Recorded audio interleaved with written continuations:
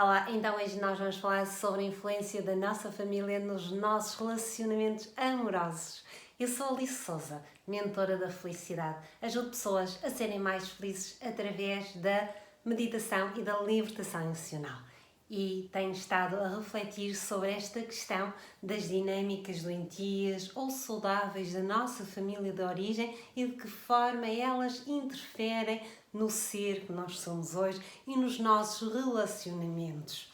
E hoje vamos então falar sobre os relacionamentos amorosos. Como é que nós criamos as nossas relações amorosas de forma saudável e de que forma é que a nossa herança familiar afetou a nossa vida.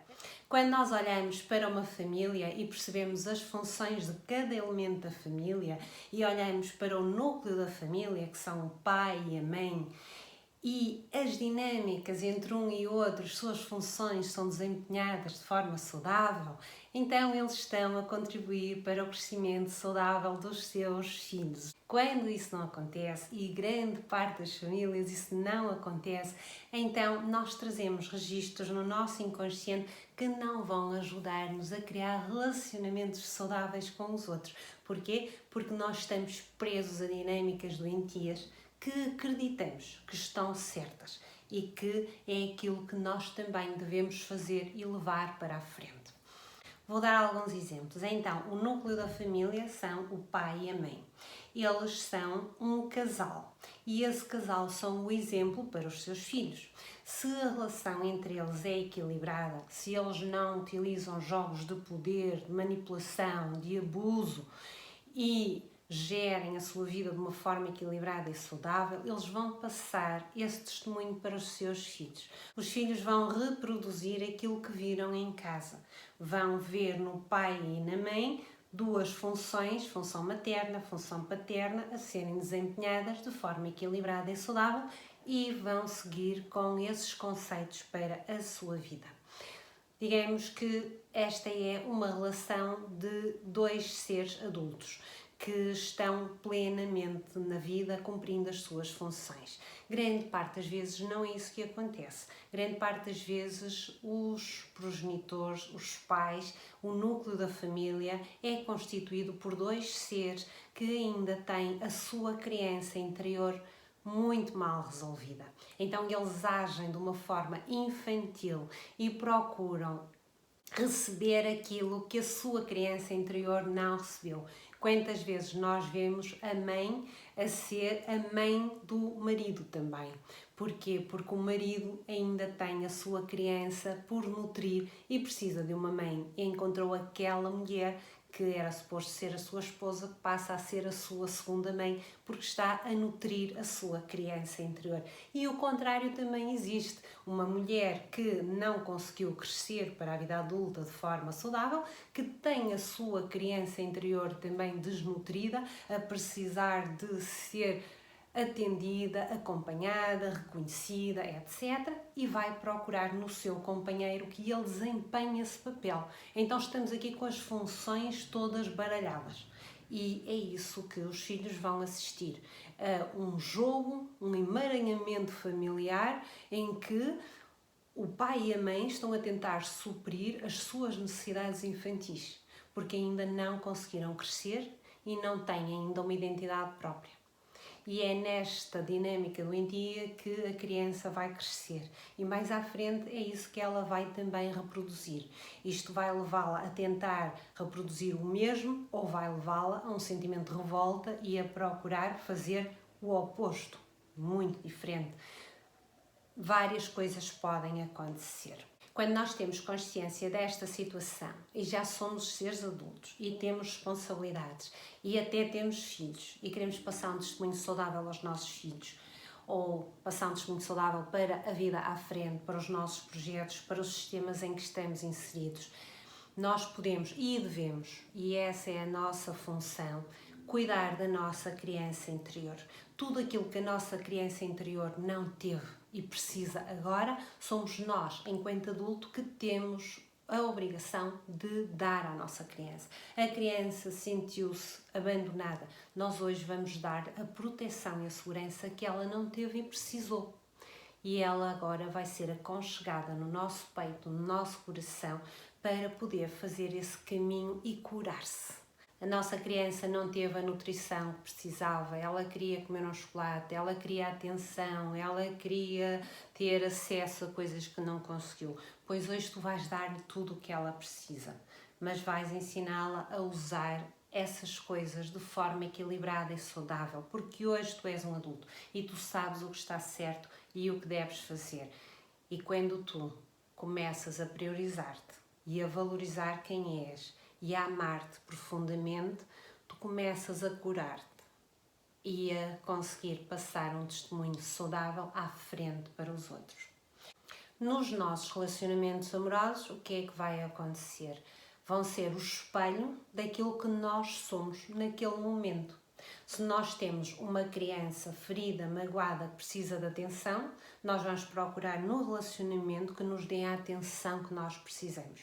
É claro que o outro nunca vai conseguir devolver-nos a atenção que nós precisamos, porque não é suposto isso acontecer e não acontece, e vai levar-nos a sentimentos de revolta, de mágoa, de dor, e podemos ficar a vida toda nessa relação tóxica em que eu estou por necessidade de atenção, o outro não me dá e eu sou infeliz, ou o outro dá-me e eu fico dependente, e estamos aqui nestes joguinhos, neste emaranhado de necessidades.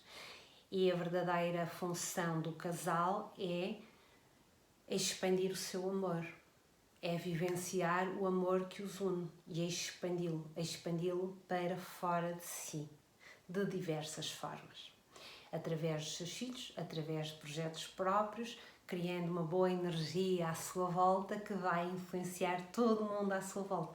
E isso é que nós precisamos. É pessoas que estão a vibrar no amor de forma saudável para expandir esse amor para fora de si.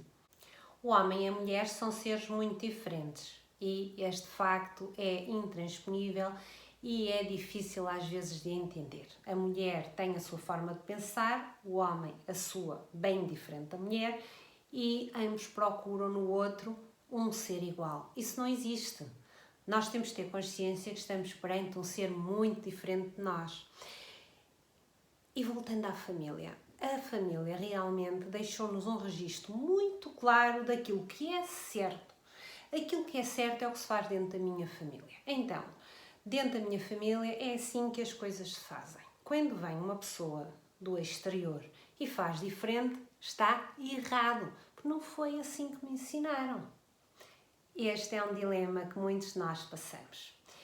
Daí a grande dificuldade em nós aceitarmos pessoas diferentes para as colocarmos perto de nós e expandirmos a nossa consciência e aceitarmos a diferença, porque temos este legado que vem de trás, que nos diz o que é certo e o que é errado e de acordo com o referencial daquela família, a família de origem. E quem é que te garante que aquilo que tu aprendeste é que está certo ou errado? Porquê que a família do outro não está certa também? Quando nós nos unimos a alguém, nós estamos a juntar dois mundos distintos, diferentes, e precisamos de ser pessoas maduras e adultas para alcançar e aceitar o mundo do outro. E isso nem sempre acontece. Muitas vezes ficamos a chocar entre o que é certo e o que é errado, porque cada um traz o seu conceito.